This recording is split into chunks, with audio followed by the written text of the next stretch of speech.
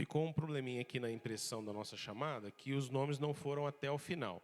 Mas você mesmo assim pode preencher. Se seu nome não tiver, por favor, inclua para nós.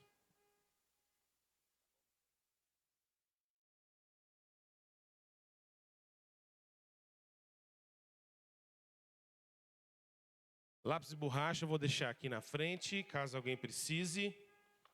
Também deixei aqui as cópias de aulas passadas.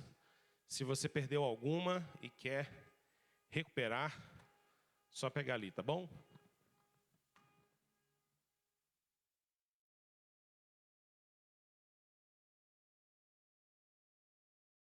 É o meu? Mas que emocionante. É não? É o Cobalt? Não, acho que não é o meu não. O meu tá do outro lado da rua. Sei lá, se não for de ninguém e quiser me dar, eu aceito.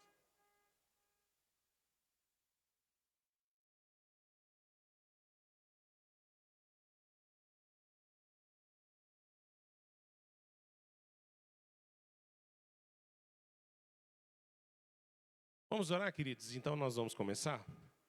Deus, muito obrigado por essa manhã. Pedimos ao Senhor graça, bênção sobre nós nessa manhã. Pedimos que o Senhor possa abençoar o nosso dia, nos dando, Deus, um domingo para honra, glória do Teu santo nome. E agora, Deus, nós te rogamos também por essa aula. Estamos na reta final desse curso. Queremos te louvar e pedir ao Senhor que continue trazendo clareza, entendimento, sabedoria ao nosso coração, para que possamos compreender tudo quanto nós temos nos dedicado a estudar, ó Deus, a partir da Tua palavra. Te louvamos nessa manhã, pedimos a Tua graça e a Tua bênção sobre nós, em nome de Jesus. Amém. Amém. Muito bem, queridos, essa é a nossa aula número 13, vamos começá-la. E hoje, essa aula vai ser um pouquinho diferente de todas as outras que eu já dei até hoje. E eu vou te explicar agora por quê. Hoje nós vamos estudar um período que nós não temos esse período narrado na Bíblia, que é o que nós chamamos de período intertestamentário. Eu quero trazer para vocês uma reflexão muito importante sobre a história da redenção, de um período em que o que nós temos a respeito dele não está na nossa Bíblia, não está nos livros canônicos. Até porque, como você sabe, o livro de Malaquias termina, e depois de Malaquias, quando você abre o próximo livro da sua Bíblia, você encontra qual? Mateus. Qual é a distância, ou qual é o espaço de tempo entre Malaquias e Mateus? Alguém chutaria? 400 anos. E a pergunta é, o que aconteceu nesses 400 anos que a gente às vezes não sabe? Não é? Infelizmente, essa é uma área e é um período pouco estudado, pouco dominado, mas isso é uma pena, porque tudo o que acontece com o povo de Deus exatamente nesses 400 anos é fundamental para nos ajudar a entender o início dos evangelhos. Quando Jesus começa o seu ministério, você se lembra pelas suas leituras dos evangelhos que existia toda uma tensão em Israel, não existia? Havia toda uma tensão. Quando a gente terminou lá o livro de Malaquias, qual era o grande império da terra que governava Israel? Malaquias. Nós terminamos Malaquias, eu falei semana passada. Qual que era o grande império? Persa. Muito bem. E quando você abre Mateus, Marcos, Lucas ou João, qual é o grande império? Roma. Opa, então muita coisa aconteceu aqui, não aconteceu? Impérios caíram, impérios se levantaram, a cena mudou toda. Hoje a gente vai estudar um pouquinho exatamente desse período. Eu disse que essa aula vai ser um pouquinho diferente de todas elas, porque vai ser uma aula que a gente vai trabalhar menos com a Bíblia e um pouco mais com história, tá bom? Mas a semana que vem a gente volta de novo pesadamente para a Bíblia. Por que nós vamos trabalhar menos com Bíblia hoje, um pouco mais com história, será uma aula um pouco mais histórica? Porque a gente não tem esse período documentado na palavra de Deus. Esse período é um período intertestamentário, um período que a gente chama de um silêncio profético, porque Deus não se revelou aos profetas durante esse período. Nós não temos muitos escritos a respeito desse período. Há um escrito que é bastante importante para compreender esse período, que é o livro de Macabeus. Alguém já ouviu falar do livro de Macabeus aqui alguma vez? O livro de Macabeus é um livro muito importante para a gente entender esse período. Nós, protestantes, entendemos que esse livro não tem valor canônico por ele não ser um livro inspirado por Deus, mas reconhecemos que ele tem um valor histórico, como um documento importante que nos ajuda a entender algumas coisas desse período. E um pouco do que a gente vai falar aqui, inclusive, nós vamos tocar no assunto dos Macabeus, tá bom? Já já você vai ver os Macabeus aparecendo aqui nessa história. Então essa vai ser a caminhada que a gente vai fazer.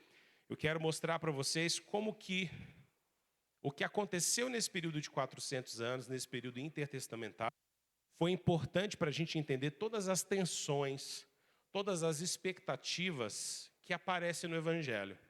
Para que quando você abra a sua Bíblia lá em Mateus, você entenda um pouco mais por que havia uma grande expectativa em Israel de um Messias, por que as afirmações de Jesus geravam muitos conflitos, por que algumas falas de Jesus elas produziam um escândalo para judeus, de onde vieram movimentos como fariseus, saduceus, zelotes.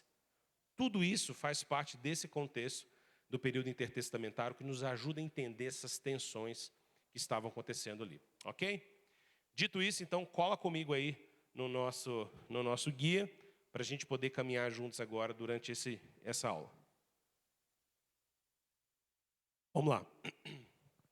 Eu quero começar com vocês mostrando que quando a gente estuda o período intertestamentário, a gente pode se fazer a pergunta, bom, a gente está lidando com o tempo depois do exílio ou ainda no exílio?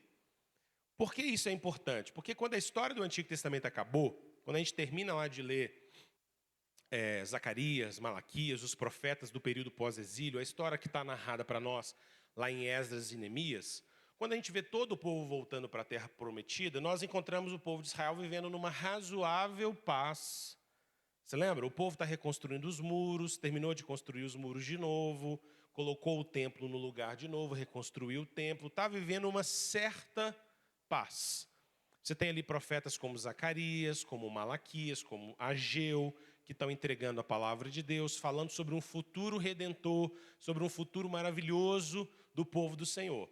A gente termina esse período com uma razoável situação de paz, debaixo do governo medo-persa, mas quando a gente abre o livro de Mateus, você percebe que as coisas já não estão mais desse jeito. Porque quando você começa o livro de Mateus, você percebe que o povo de Deus agora está debaixo do governo de Roma e não está vivendo naquela paz razoável lá debaixo do governo persa, não. O povo está cheio de limitações, o Império Romano é extremamente invasivo, dominador.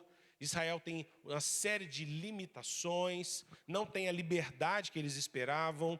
A gente olha para o livro de Mateus e a gente pensa, bom, Israel não voltou a ter um rei, Israel não voltou a ter um rei glorioso como Davi, não tem liberdade, continua debaixo de uma nação. Bom, então as promessas todas que o povo do Senhor estava esperando ainda não se cumpriram, não é isso? Esse é o ambiente que a gente encontra Israel no final de Malaquias, ali do Antigo Testamento, e agora no início do Novo Testamento. 400 anos, então, se passam entre Malaquias e Mateus, por assim dizer, nesse chamado período intertestamentário, em que a gente percebe que cada vez mais se nutriu no coração do povo do Senhor, durante esses 400 anos, um ardente desejo, um anseio de que Deus fizesse uma intervenção e pudesse, então, lutar em favor do povo para que o povo pudesse se livrar dessa angústia. Você imagina, tenta imaginar um pouco isso, porque isso vai fazer muito sentido para você conectar o Novo Testamento. Imagina que você faz parte do povo de Israel e depois de passar anos no cativeiro, você sai do cativeiro. Vem um imperador, Ciro, um rei, e diz assim, podem voltar para a terra, podem reconstruir sua cidade. No primeiro momento, qual que é a sensação? Opa, as coisas estão voltando ao normal, não é? Vamos voltar para casa, vamos reconstruir os muros, vamos reconstruir o templo. Mas o tempo vai passando e aí você percebe, mas espera aí, a gente continua sendo escravo. Nós continuamos debaixo de um outro império. Aí o Império Persa cai, você pensa, opa, agora vamos ter liberdade? Não, vem outro império, e mais outro. E parece que, de alguma maneira, esse exílio não termina. Porque embora eu tenha voltado para casa, a casa não está mais do mesmo jeito. Deu para entender a ideia? As coisas já não estão mais da mesma forma. Lembra do período davídico, em que Davi era o grande rei de Israel, em que as terras de Israel eram cada vez mais crescentes, Davi vencia os inimigos na batalha, o grande rei, Israel vivia opulência, riqueza, parecia que todas as promessas de Deus estavam em sua plenitude, mas agora não tem nada disso. E o povo começa a nutrir cada vez mais no coração essa ardente expectativa de que um dia Deus vai intervir, um dia Deus vai fazer alguma coisa. Deixa eu contar para vocês, assim, em resumo, um pouco do que aconteceu nesse período. Quero te mostrar agora sobre como o povo de Deus, os judeus, viveram na Palestina ou dispersos pelo mundo, que a gente chama de diáspora. Olha comigo aí na sequência. Depois do exílio, é interessante, porque com o retorno dos judeus que saem da Babilônia e começam a voltar para casa, no período de Esdras, Neemias, a gente lida com o fato de que nem todo mundo voltou para a terra. Quando o povo começou a sair do exílio, nem todo mundo voltou para a terra. Muitos foram os judeus que acabaram sendo espalhados por várias cidades do mundo. E é interessante que os historiadores vão comentar que era possível você encontrar nos mais diversos lugares do mundo, uma comunidade judaica vivendo numa determinada região. Por quê? Porque quando o exílio acaba, nem todos eles voltam para Israel, nem todos eles voltam para Jerusalém. Um grupo volta, e está narrado para nós lá em Esdras e Neemias. Reconstrói o muro, reconstrói o templo, mas nem todos voltam. E então o povo do Senhor passa a ter agora, digamos assim, um número muito grande de judeus vivendo em Jerusalém, mas um número muito grande de judeus também vivendo na diáspora, vivendo dispersos pelo mundo. A ideia de diáspora é essa. Eles se dispersaram como sementes pelo mundo. E você encontrava essas comunidades nos mais diversos lugares. Exatamente por isso, é possível que a gente descreva esse período como um período em que havia uma sensação no coração dos judeus de que o exílio não tinha terminado. Por quê? Porque tudo bem, fomos libertos da Babilônia, mas nós não voltamos para Jerusalém, e nós que voltamos não encontramos uma Jerusalém em glória. Lembra do que o profeta Ageu tinha dito? Semana passada a gente leu uma profecia do profeta Ageu que dizia, olha, quem estava aqui e conheceu a glória da primeira casa, sabe que essa segunda casa, a glória não chega nem aos pés. Ou seja, os próprios profetas estavam dizendo o seguinte, olha, vocês ainda não estão experimentando a glória da restauração na sua plenitude. Existe uma restauração que Deus fará no meio do seu povo que é incomparável e que vocês ainda não viveram. Então pegue esse ponto, porque esse ponto é muito importante. Muitos judeus, então, passaram a viver com essa sensação, vamos dizer assim, de que o exílio não acabou.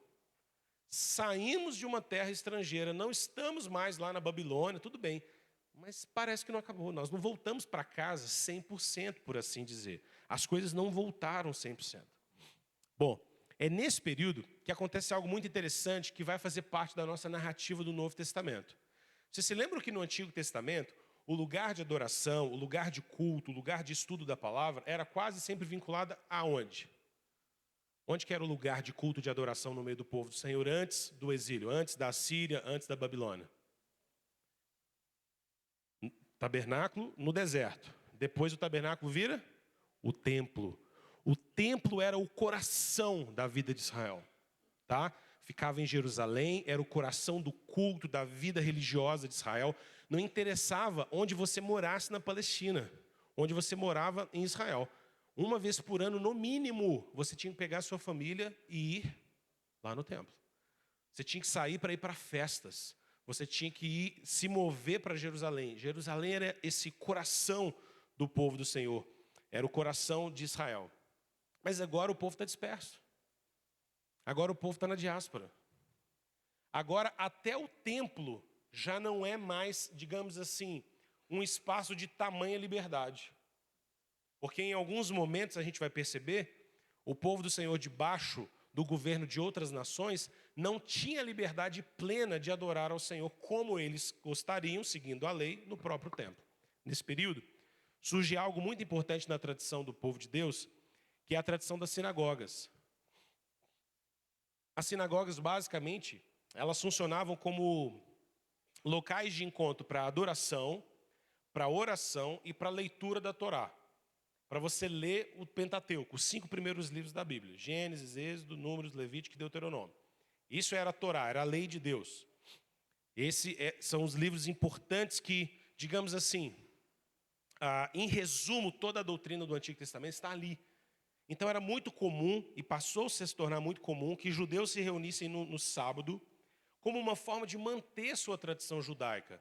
Então imagine, você tinha um grupo de judeus dispersos num determinado país. Não tem templo, estamos fora da nossa cultura, estamos no meio de um outro povo. Como é que a gente vai manter nossa cultura? Vamos fazer uma sinagoga. A gente faz uma sinagoga, e nessa sinagoga a gente se reúne todo sábado para fazer o quê? Ler a Torá, orar a Deus, adorar ao Senhor. Como uma maneira de mantermos a nossa identidade. À medida que o povo do Senhor foi se dispersando, e à medida que o povo do Senhor foi se misturando com povos que vieram dominá-lo, o que aconteceu é que boa parte dos judeus perdeu a sua identidade. Sua identidade étnica, sua identidade religiosa. E passaram a viver como pagãos, digamos assim. Passaram a viver como os outros povos. Mas existia um grupo de judeus o tempo inteiro lutando para poder manter esses distintivos culturais, essa comunidade judaica, mesmo no meio da dispersão. Interessante que alguns teólogos comentam que, nesse período, 5 convicções acabaram moldando o coração do povo judeu. E essas 5 convicções, elas se tornaram como que os pilares da mentalidade do povo nesse período desses 400 anos. Eu listei aqui para vocês. A primeira delas, a primeira convicção, era uma convicção muito forte sobre o monoteísmo. Monoteísmo, dá para todo mundo lembrar o que é adoração a um só Deus. Curiosidadezinha de palavra, eu adoro essas curiosidades. Monoteísmo é formado de 2 palavras que vieram do grego. A primeira palavra é monos. Tá? Mono significa um. E teísmo vem de theos, que significa Deus.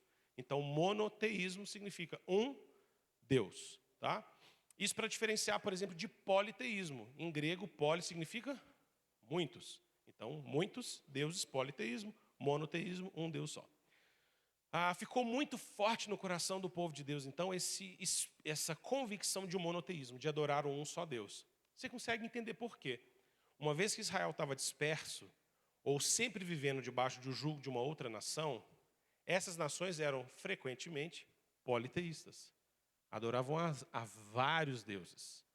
Vários deuses. E a gente se lembra que toda a narrativa de Israel aponta para a existência de um único Deus. Só um Deus, Criador dos céus e da terra. Só um Deus, só um Deus. Então, cada vez mais, à medida que os anos foram se passando, essa convicção se tornou muito forte no coração dos judeus. A existência de um único Deus. Só existe um Deus. Só existe Yahvé. Só existe o Deus bíblico que nós conhecemos. Nenhum outro Deus. Essa convicção é muito forte no coração do povo do Senhor e vai cada vez mais se fortalecendo nesse período. Segunda convicção que moldou a vida de Israel nesse período. A convicção que eles tinham de serem eles uma nação eleita por Deus. Cada vez mais isso se enraizou no coração do povo de Deus. Porque, tudo bem, nós podemos nós podemos ter passado pelo exílio, nós podemos ainda não ver Israel na sua plenitude como era antes, a gente pode não estar experimentando a glória e aquela maravilha da transformação de Israel, mas nós somos uma nação escolhida por Deus. Deus nos escolheu, Deus nos chamou, Deus nos deu profetas, Deus nos deu os oráculos, nós somos o povo escolhido de Deus. Isso era uma convicção muito forte para Israel, para sobreviver e lidar com as tensões de viver com outras culturas ao seu redor. Gente, talvez a gente precise fazer um exercício mental da gente imaginar o quanto isso era tenso, né? Quem aqui já teve a experiência de passar um tempo no exterior, poderia talvez até atestar isso melhor para nós. Todo mundo que vai passar 1, 2, 3 meses no exterior, sempre relata a ideia de que não é muito fácil você viver numa terra estrangeira. Não é? Mesmo que você tenha recurso, mesmo que você tenha um hotelzinho tá pago lá, ou ficou na casa de alguém, mas não é fácil, porque a língua é outra, o ambiente cultural é outra. A comida ela é temperada de outra maneira. Os alimentos não são os mesmos que tem ali disponíveis. O clima é diferente, o ambiente é diferente, a reação das pessoas é diferente. Enfim, a lista é muito grande. É muito grande. E por mais tempo que você passe, ainda assim você sempre vai ter aquela sensação de que você é um estrangeiro, de que você é alguém de fora. Por mais que você domine a língua, se habitue de diversas maneiras, você ainda é um estrangeiro. Só que é um tanto chocante, porque quando você volta para a sua terra, o meu irmão mora fora já há alguns anos, quando você volta para a sua terra, você também sente que agora na sua terra, você também é estrangeiro. Porque passou tanto tempo que você está fora, que você também já desacostuma um bocadinho com as coisas daqui. Eu vejo isso muito, por exemplo, quando a gente recebe ele já chega, que a primeira coisa que ele fala é: nossa Deus, Brasil é quente demais. Eu falei assim, isso não é novidade. Nós já estamos nesse calor desde Pedro Álvares Cabral. E antes também, né?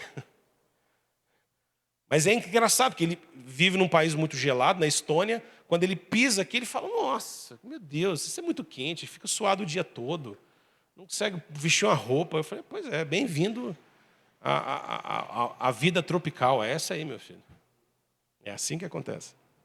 Enfim, o povo de Deus nutria essa ideia de uma eleição muito forte. Terceiro aspecto que moldou a vida do povo nesse período: uma convicção da centralidade, da importância da lei de Deus na vida do povo, ou da Torá. Cada vez mais, e isso fica refletido nas sinagogas, o que aconteceu?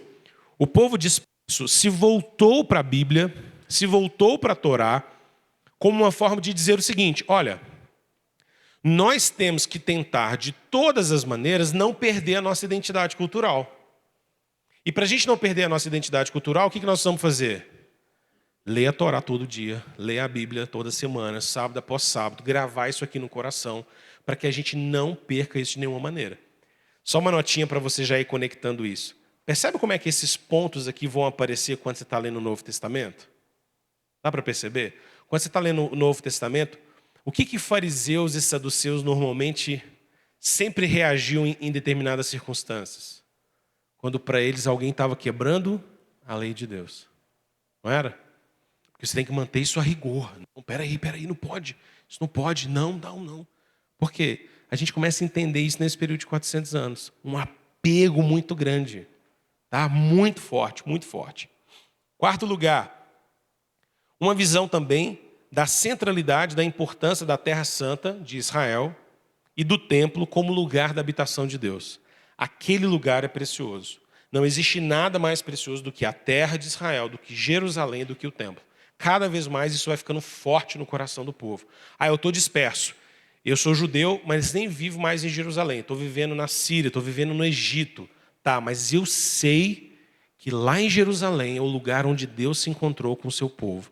Lá em Jerusalém é o lugar do Monte Sião. Lá em Jerusalém é o lugar do templo. Lá em Jerusalém é o lugar que Deus fala conosco, com o nosso povo. Foi lá que Deus falou com Abraão, com Isaac, com Jacó, com Moisés. É lá. Essa convicção era muito forte. Mas eu moro no Egito, não importa, mas é lá. É lá. Esse lugar é um lugar especial. Daí você vai entender a centralidade e a importância e até mesmo a reação escandalosa de judeus, por exemplo, quando Jesus propõe que derrubaria o templo e seria capaz de reerguê-lo em 3 dias. Não é chocante? Imagina você nutrir toda uma convicção da centralidade, da importância do templo, porque você vive fora. Não, peraí. E alguém fala: eu derrubo ele e reconstruo em 3 dias. O que você está falando aí? Como assim? Você derrubar o templo? Que história que é essa? Percebe como é que a gente vai entendendo o choque cultural que vai acontecendo? Quinto lugar, o povo também acabou nutrindo cada vez mais a esperança de um futuro ato redentor de Deus que ia virar a mesa, que ia virar tudo. Então, nesse período, se nutriu muito essa ideia: olha, nós estamos dispersos, o exílio parece não ter acabado, mas Deus vai intervir. Deus vai fazer uma intervenção. Deus vai cumprir as promessas dele. As profecias de Zacarias, de Ageu, de Isaías, elas vão se cumprir. Deus vai trazer um período de renovo em Israel. E essa expectativa se tornou cada vez mais forte. Cada vez mais forte. Deixa eu mostrar para vocês como no próprio Pentateuco, lá nos 5 primeiros livros, a gente já encontra um lastro dessa expectativa que foi mantida pelo povo de Deus. Abra sua Bíblia comigo lá em Deuteronômio 30.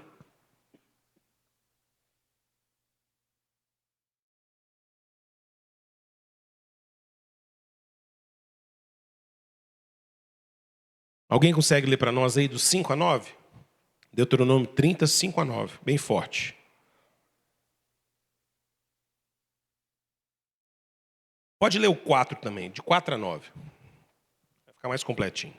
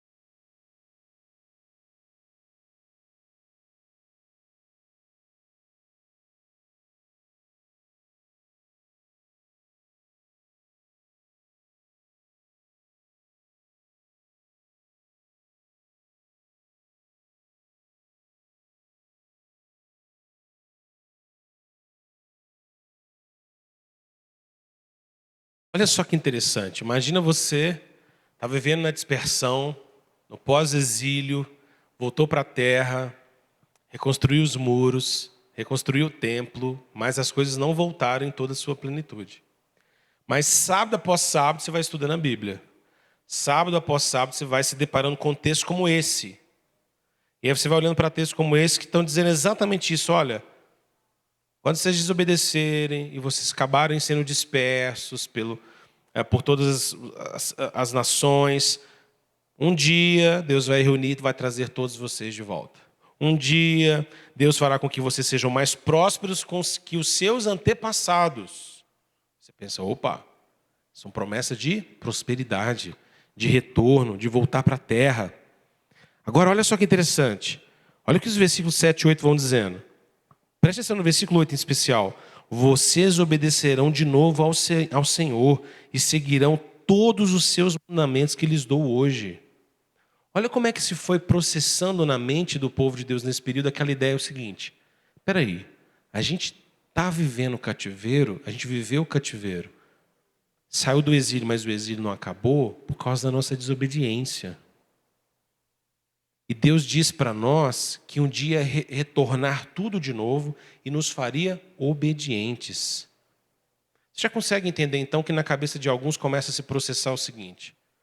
Então se nós somos muito obedientes, e se essa obediência se alastrar por todo o nosso povo, Deus vai nos salvar, Deus vai nos redimir.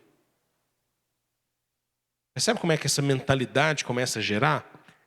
O povo aguardava então a restauração de Israel e o retorno, uma saída do exílio, é vista inicialmente como essa restauração. Mas no final das contas não era isso que tinha acontecido. E agora, por causa dessa frustração, digamos assim, muitos em Israel começam a se tornar zelosos ao extremo da própria lei de Deus, da própria Torá. Entendendo que se eles demonstrassem uma completa e total fidelidade à lei, eles alcançariam essa restauração. Percebe a mentalidade? Então, e se nós conseguimos fazer com que todo mundo, desde o menorzinho até o maior, seja muito zeloso e fiel à lei? Então Deus cumpre a promessa dele. Aí Deus vai nos restaurar. Por que não restaurou até hoje? Porque nós não estamos sendo fiel bastante. Se começa a se nutrir, então, uma mentalidade de uma salvação, digamos assim, pautada em obras, em fidelidade. Se eu for muito fiel, então Deus intervém. Se eu for extremamente zeloso com a lei, então Deus intervém. Lembra quando a gente abre o Novo Testamento, o que a gente encontra por parte dos religiosos?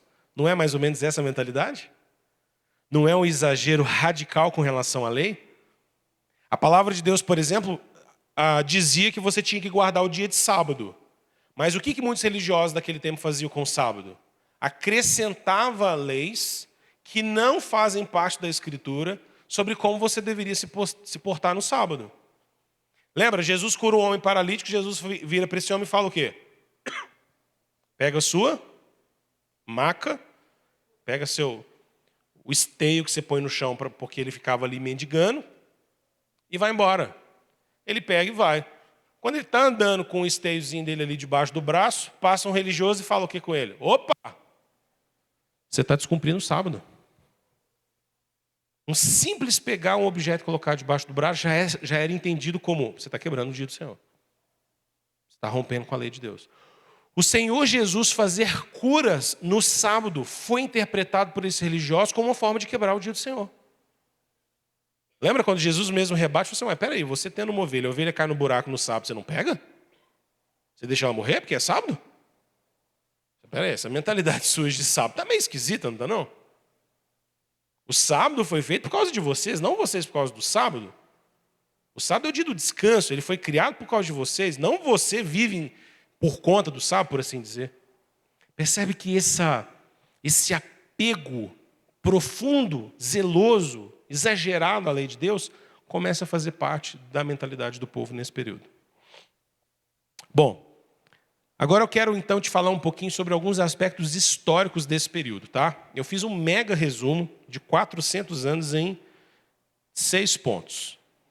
Então, quando você resume 400 anos em 6 pontos, é porque está bem resumido mesmo, tá bom? É o resumo do resumo do resumo. Mas eu acho que o que está aqui dá para você ter pelo menos uma visão panorâmica do que aconteceu nesse período. Vamos lá. O povo do Senhor e os reinos desse mundo. Tenta linkar comigo, e eu coloquei algumas datas aí, não pensando necessariamente que você vá ter que decorá-las para uma prova no final do curso, na semana que vem. Estou brincando, né, gente? Não precisa. Mas é no mínimo para você ter uma dimensão. Fala, Mauro, você quer a prova, Mauro? É que eu falei da prova, o Mauro falou, não, eu quero fazer.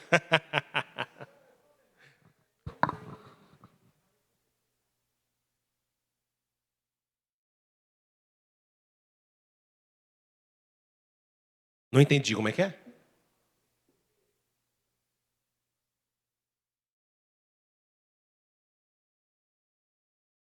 Não, nós vamos ver aqui agora. Agora eu vou mostrar para vocês quando é que o período persa acaba, começa o período grego e por aí vai. Tá bom? Fica ligado que agora nós vamos ver esse período aí. Que basicamente gera em torno de 400 anos. Olha só o que acontece. Vocês se lembram, só para poder refrescar a memória de todo mundo, que depois que Salomão morreu, Salomão morre, o filho de Salomão assume o reino. Mas ele assume de uma maneira muito imprudente. Ao invés de ouvir os mais velhos, os mais sábios, ele ouve conselhos dos mais novos, endurece demais o peso sobre Israel. Por conta disso, há uma espécie de uma revolta, uma insurgência, e o reino de Israel se divide em 2. Um lado fica com Roboão, o outro lado fica com Jeroboão. Nesse período, Israel passa a ter reinos, então. É um único povo, mas são 2 reinos. O reino do norte e o reino do sul. O reino do sul, basicamente, é representado pela tribo de Judá e se torna conhecido, então, como ou Judá mesmo.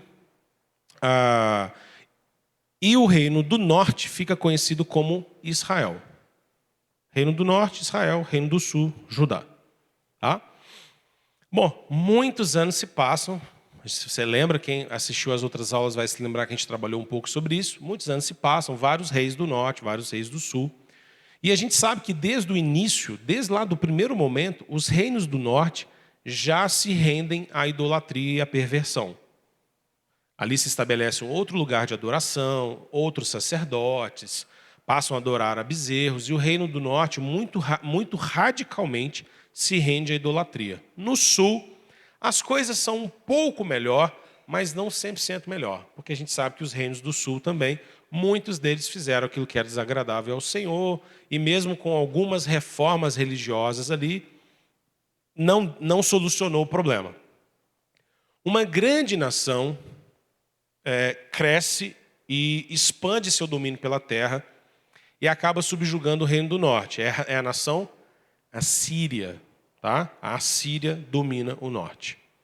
Muitos anos se passam e agora os babilônios dominam, vencem a Assíria e dominam o sul e levam também o sul de Israel para cativeiro.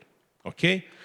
Muitos anos se passam e agora a gente chega nesse ponto aqui que dá para você acompanhar no nosso texto. No ano 539 a.C., o rei persa derrota a Babilônia e passa então agora a permitir a Israel voltar para sua terra. É toda aquela narrativa que a gente viu sobre Ciro, o rei da Pérsia, tá? Narrada para nós lá no livro de Esdras e depois no livro de Neemias. Então o que acontece é que em 539 a.C., o povo começa a voltar para a terra prometida.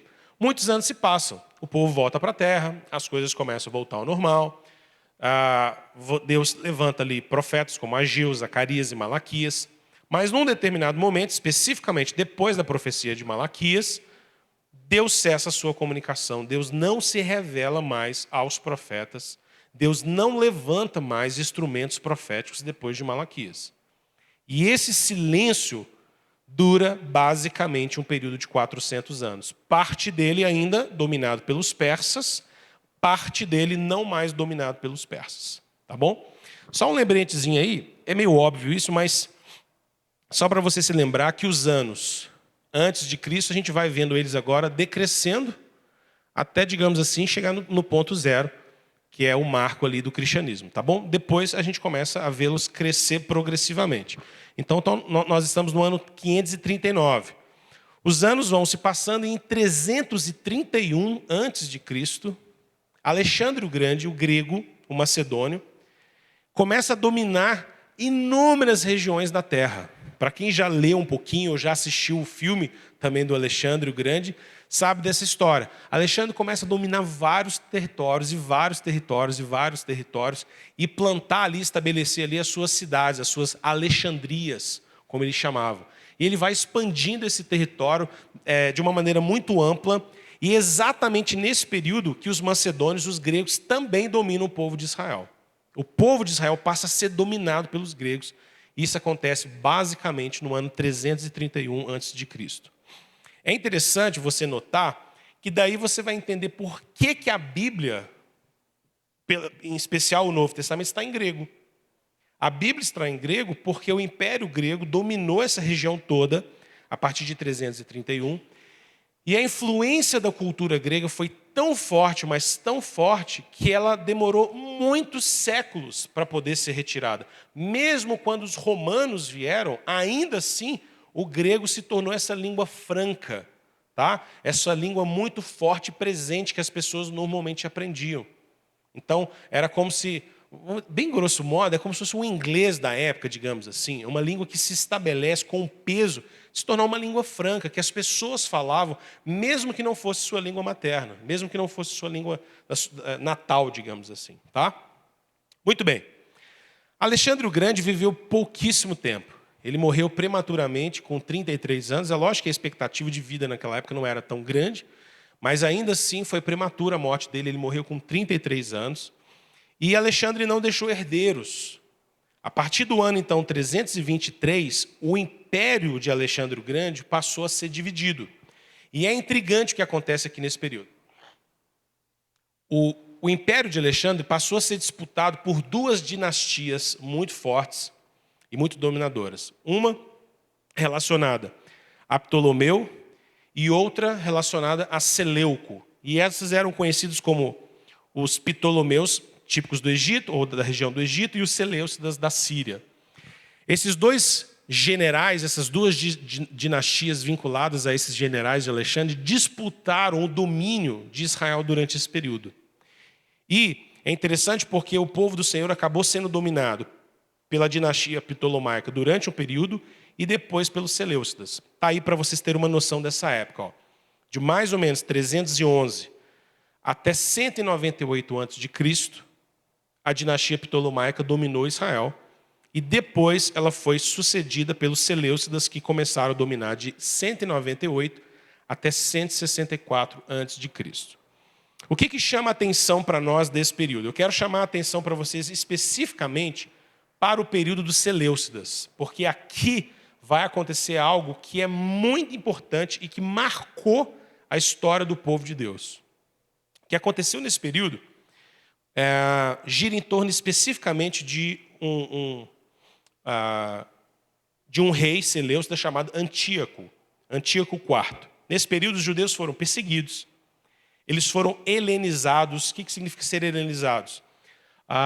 Eles foram muito pressionados para abandonar a sua cultura de Israel, a sua cultura judaica, e se render a uma cultura grega.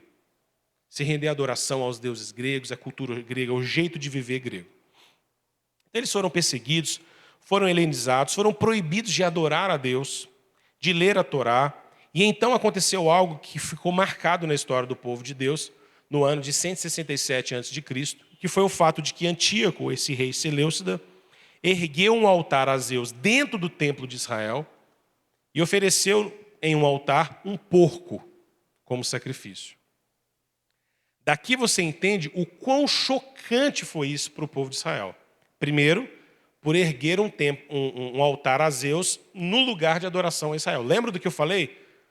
Do que eram as convicções que estavam no coração do povo nessa época? Monoteísmo, centralidade do templo, a sacralidade, a santidade do templo. E aí vem Antíoco, coloca um altar a Zeus e oferece um animal, um porco, que era considerado para o judeu, você se lembra? Como um animal imundo.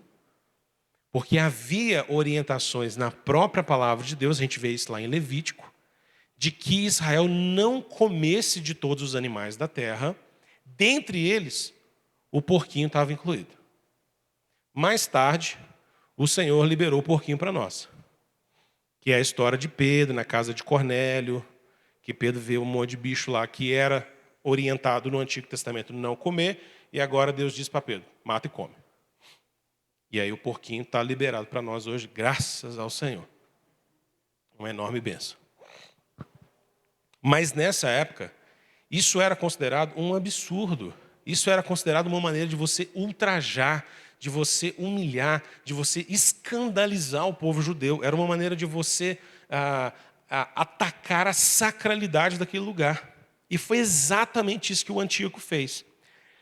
É interessante porque essa atitude de Antíoco, ela jogou, digamos assim, ela acendeu um gatilho que não mais parou na história de Israel.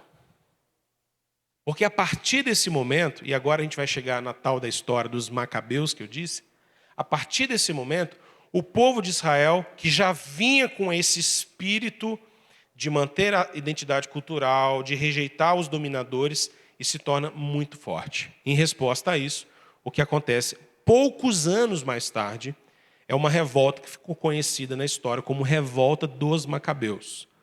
Ela foi liderada por um homem chamado Judas, e esse homem recebeu um apelido que era Judas o Macabeu, porque Macabeu significava martelo. E possivelmente ele recebeu esse nome por causa da maneira como ele martelava a cabeça dos seus inimigos na batalha. Então ele ficou conhecido como Judas o Macabeu ou Judas o Martelo. O que acontece nesse período é que homens como Judas entenderam o seguinte, espera aí, o que esses gentios pagãos estão fazendo com o templo de Deus é inaceitável. E se nós formos verdadeiramente zelosos pela lei de Deus, então nós temos que ir para a guerra agora com eles. Agora nós temos que lutar. Agora nós temos que nos revoltar. E o que acontece é que, de fato, Judas Macabeus começa um grande movimento, uma revolta, liderada por ele. A história conta que em 164 a.C., ele entra em Jerusalém e ele consegue vencer realmente o poder dos Seleucidas ali em Jerusalém. Especificamente, ainda vão demorar mais 2 décadas para que o poder dos Seleucidas realmente pudesse ser abalado e retirado. Mas ali é o ponto inicial, é aquele dia D, o dia de começar a virar. Essa revolta ficou muito forte, foi muito emblemática na história do povo de Israel. Interessante que a partir daí começa uma nova forma de governar esse lugar. Israel passa a ser governado agora pelo irmão de Judas Macabeus, e esse período fica chamado Simão, e esse período fica conhecido pelo período dos Asmoneus, que lideram e governam sobre Israel durante 80 anos, basicamente. Então, nós estamos ali no ano 164 a.C., e agora a gente tem mais 80 anos de governo dos Asmoneus sobre Israel, sobre o povo de Deus. O problema é que, embora a revolta dos Macabeus possa ter reacendido uma certa esperança no meio do povo, porque, lembra, quando Macabeus faz essa revolta, você vive um período de Israel independente. Agora não tem mais uma nação dominando a gente. Estão vivendo independência, podemos ter um governo só nosso, uma cidade livre nossa. Lembra daquela coisa de esperanças? Opa, então quer dizer que as coisas estão voltando do jeito que deveriam ser. Mas não foi bem assim. Porque os Asmoneus também fizeram várias concessões de natureza política, religiosa, cedendo às forças culturais daquele período. Bom, embora tenha reacendido essa esperança muito forte no coração judeu, as coisas não vão muito bem assim. Não é? Claro, eles passam a aguardar cada vez mais agora uma intervenção de Deus. Pensa comigo. O que eu estou tentando fazer nessa aula é construir esse aspecto de expectativa que vai gerando no povo. Imagina agora, Judas Macabeus faz tudo isso, essa revolta acontece, a gente começa a experimentar certa liberdade. Você concorda comigo que aquela esperança que talvez estaria um pouco ali enfraquecida no coração de alguns, ela volta com tudo? Você fala assim, opa, agora vai. Agora vai, agora o negócio está dando certo, Deus vai intervir. Se Deus ajudou Judas Macabeus, a interpretação começa a ser essa. Se Deus ajudou Judas Macabeus, então daqui a pouco ele manifesta uma libertação total. Você começa a entender e criar essa expectativa de uma intervenção muito forte. Mas como eu disse, os reis asmoneus acabam fazendo várias concessões à influência política e cultural pagãs. O que acontece é que no ano 63 a.C., a gente está quase chegando aí no período de Jesus, Pompeu Magno, um romano, marcha sobre Jerusalém e domina toda essa região que passa a viver agora debaixo do Império Romano. E de novo, você imagina a cabeça de um judeu nesse período. Meu Deus, eu já vi esse filme. Nós já passamos pela Síria, da Síria fomos para a Babilônia, da Babilônia nós fomos para os Medo-Persas, dos Medo-Persas fomos para os gregos, dos gregos foi dinastia Ptolomaica, de dinastia Ptolomaica, dinastia Seleucida, aí vem os Asmoneus, a gente começa a viver a independência, o negócio não flui bem, agora vem os romanos. De novo, Israel está debaixo de um outro império. De novo, Israel não tem liberdade. Não tem liberdade total de culto, não tem liberdade de viver a sua nação, não tem o seu próprio rei, não tem a sua própria vida. E, de novo, essas expectativas estão latentes ali no coração do povo do Senhor. Agora, olha só que interessante. Roma governa Israel de uma maneira muito típica, de uma maneira muito específica. Porque Roma governa e decide governar locais como Israel, não de uma maneira tão direta, mas de uma maneira, digamos assim, indireta, através de procuradores e governadores. Eu coloco um procurador lá, eu coloco um governador lá, que vai representar o poder de Roma para manter a paz, manter o equilíbrio, recolher impostos e manter aquele local. Deixa o povo viver dentro do seu ambiente cultural. Não vamos impor a cultura romana para eles, não. Querem adorar? Deixa adorar. Quer ter sinagoga? Deixa a sinagoga. Quer ter o templo? Tem o templo. Desde que todo mundo pague os seus impostos e exista relativa paz aqui. Então, para manter isso, eu coloco um procurador. Ou eu coloco só um governante ali, um governador, e pronto. Exatamente nesse ambiente que surgem figuras como, por exemplo, Pôncio Pilatos, que cumpre esse papel de procurador de Roma, de um representante de Roma ali, exercendo um certo controle para manter a paz, uma espécie de policiamento daquele povo, mas o povo dentro do seu ambiente cultural. Agora, olha só que interessante. E a gente vai terminar com isso. Durante esse período, muito gerado por essas expectativas do Antigo Testamento, de uma intervenção de Deus, a história como a história dos Macabeus, passa-se a surgir no meio do povo de Deus vários movimentos messiânicos. Alguns historiadores sugerem que entre 10 a 12 movimentos muito significativos surgiram nessa sequência pequena de anos de homens que apareceram arrogando para si a autoridade de ser o Messias do Senhor. Surgia alguém, começava um novo movimento de libertação, ajuntava adeptos, discípulos, pessoas ao seu redor, se apresentando como Messias. De repente isso era sufocado por Roma, não ia para frente, ele era assassinado ou preso, acabava aquilo ali. Passava um pouquinho de novo, mais um. E mais um. E mais um. Esse período se torna um período, então, intensamente cheio de expectativas de que, em um dado momento, vai ter o Messias que vai vingar. Vai aparecer alguém que vai ser o Messias de verdade. E ele vai trazer essa revolução, essa libertação total para o povo de Deus.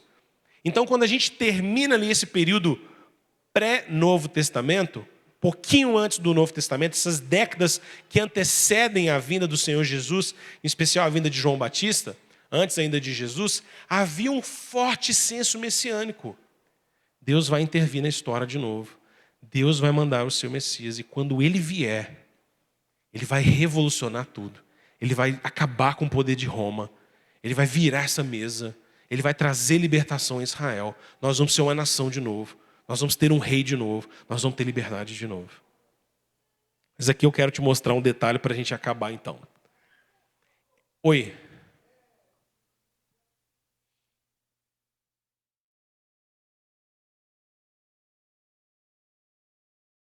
É isso aí, quer ler para nós? Lê aí. Gamaliel fala exatamente sobre isso. Quando eles estão discutindo sobre o que está acontecendo com Jesus, né? Gamaliel fala, olha, vocês não lembram. Olha. Fala a passagem certinha. Atos 5, 33. Põe aí para nós, Vidal. Essa passagem é muito importante. Foi bom você ter lembrado. Eu não incluí ela aqui não, porque eu já não tinha mais espaço.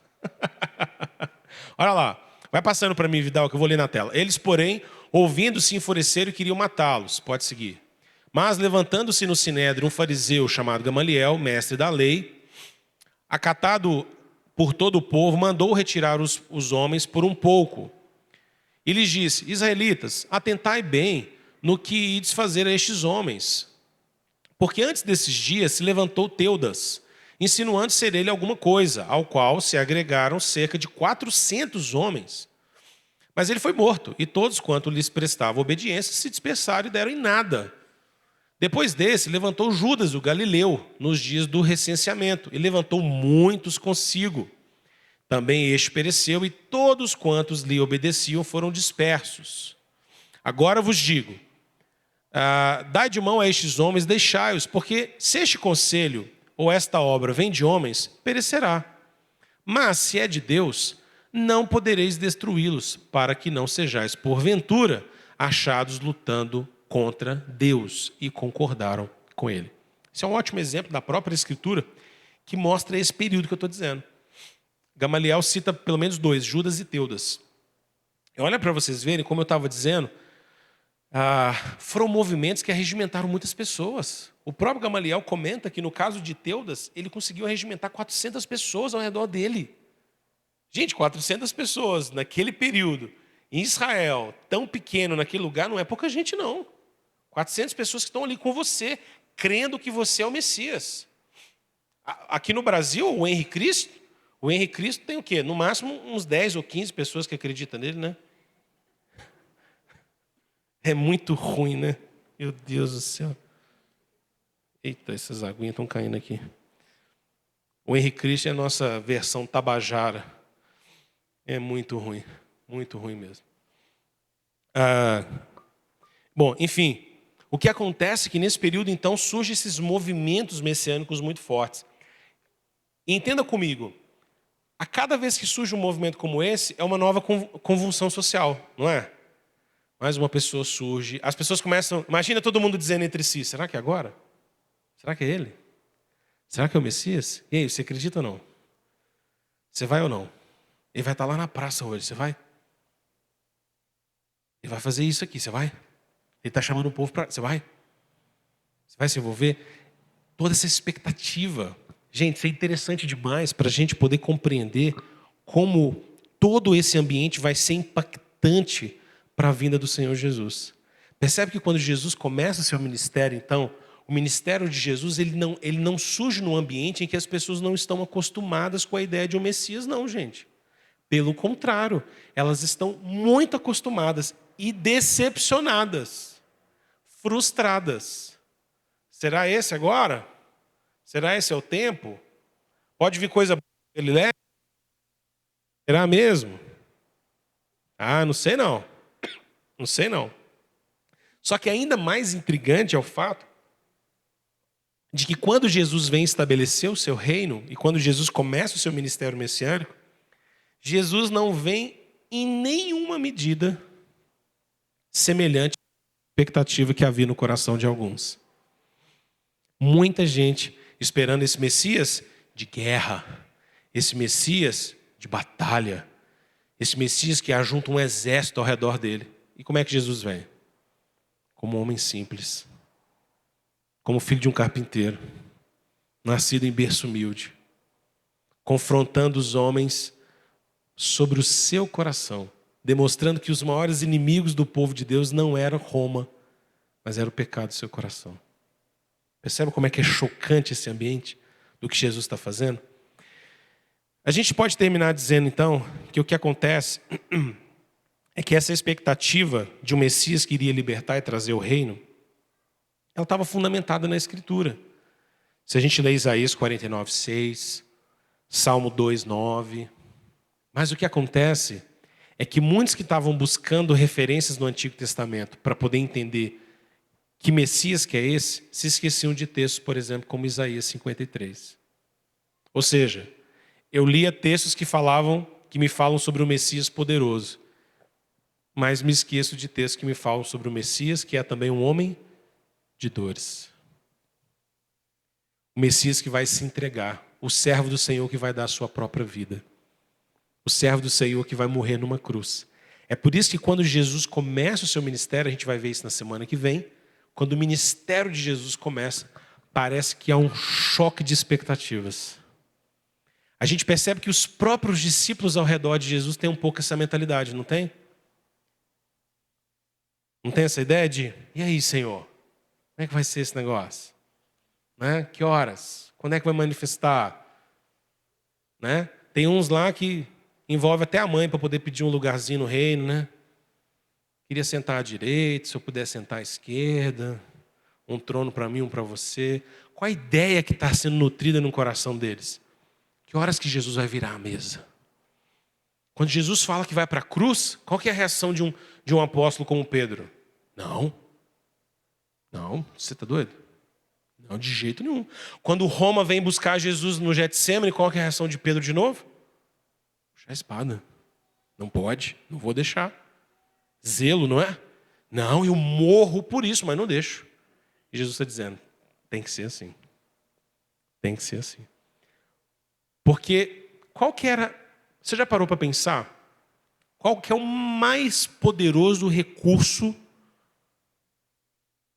que as trevas e o poder do mal têm no mundo? Qual é o mais poderoso recurso que poderosos têm no mundo?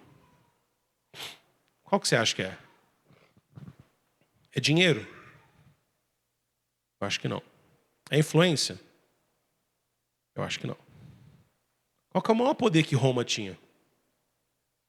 Chuta aí, gente. Está todo mundo pensando, não sei se eu falo, não sei se eu não falo. Qual que é o maior poder? Mandar matar. A morte é o maior poder que existe. Não é?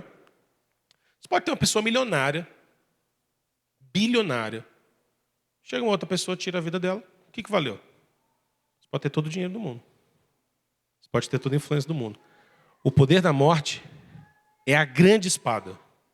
É o grande instrumento. Como é que Jesus vence a morte? Morrendo. E essa é a mensagem mais extraordinária da cruz. A morte de Jesus foi a morte da morte. A morte de Jesus foi a morte da morte. Porque quando Jesus é levado para a cruz, o maior poder de Roma é manifesto. Roma, quando queria humilhar alguém que era um bandido da pior laia, crucificava publicamente nu essa pessoa. Exatamente isso que Roma fez com Jesus. 100% nu, pregado numa cruz. Só que, 3 dias depois, uma tumba que estava vigiada por soldados, não tem ninguém na tumba mais. Jesus está vivo. O que você faz com alguém que nem a morte para ele? Nada. Não tem como. Porque se você usou o recurso mais poderoso de todos, que é matar, mandar matar e matar não resolveu, o que é que resolve? Prender não vai dar certo. Se não morrer, se matamos, não resolveu, você prender, não vai dar certo. A morte de Jesus é a morte da morte. E é na cruz, no lugar da mais profunda fraqueza de Jesus, é que Jesus manifesta o seu maior poder.